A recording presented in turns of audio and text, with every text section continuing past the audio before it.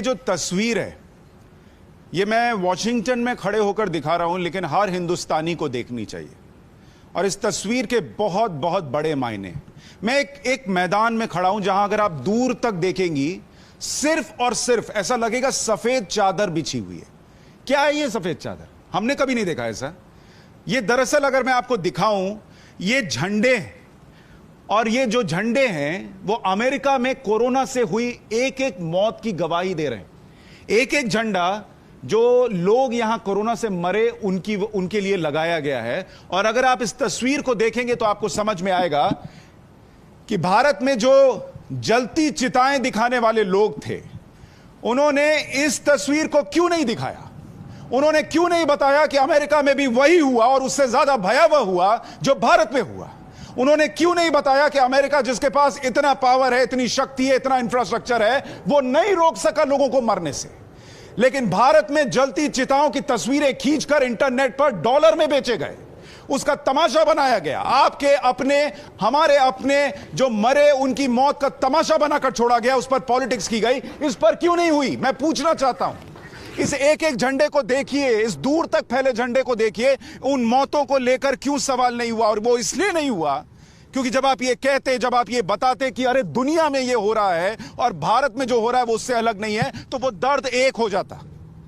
लेकिन उस दर्द को सिर्फ भारत का दिखाना था। और मैं आपको दिखाता हूं यहां लोगों ने कैसे कैसे मैसेजेस लिखे हैं इन झंडों में, जिन्होंने अपने को खोया। इस तस्वीर को देखिए, किसी छोटे बच्चे ने ये दो तस्वीरें बनाई हैं और एक ने, जो उनका दादा या पिता थे, उसका कान पकड़ रखा है और इधर मैसेज लिखा हुआ है, Norman David Lapoff, beloved father, husband, grandfather, great grandfather, we love you and miss you every day. Rest in peace, loved by all knew him. I love you, Rachel. इधर तस्वीर देखिए, एक और मैसेज आपको पढ़कर दिखाता हूं। I love you and I miss you. I will see you again, grandma from Marona. इधर देखिए, इस दर्द को आप अगर पढ़ने बैठिएगा नाविका जी, तो आप उससे उबर नहीं पाइएगा। इतना दर्द यहां पर लोगों का नजर आता है। और आपको ये तस्वीर भी दिखाता हूं जहां पर लोगों ने अपनों की तस्वीर भी लगाई है। ये तस्वीर दिखाइए, love and miss you pop, एक दिल बना हुआ है। कभी ये तस्वीर ली गई होगी इनके जन्मदिन के दिन, और यही तस्वीर इनके विदा होने पर लगाई गई है।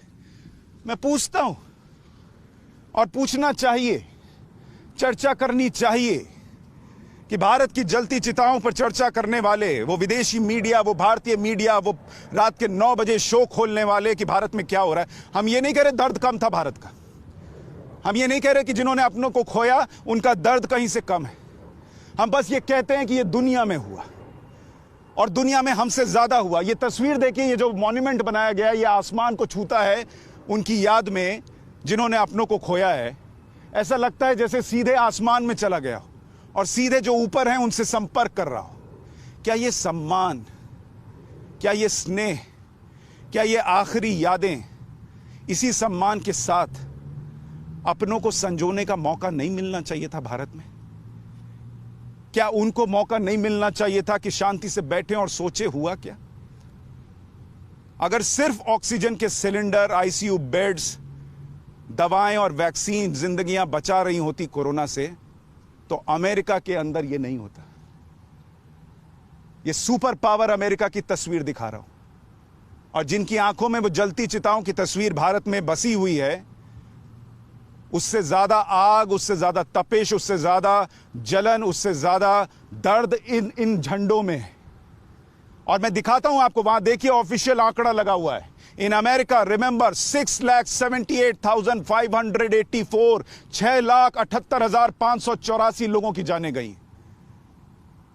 लेकिन ये दिखाते तो पॉलिटिक्स कैसे होती? ये दिखाते तो भारत जो है उस दर्द के वक्त एक हो जाता। वो एक नहीं होने देना था। यह है नाविका जी, मुझे लगा कि जब अमेरिका में प्रधानमंत्री चर्चा कर रहे हैं, वो जो निवेश आए, वो जो भारत की शक्ति बढ़े, वो सब बेकार हो जाती है जब आप ऐसे संकट के वक्त एक होकर ना रह पाए।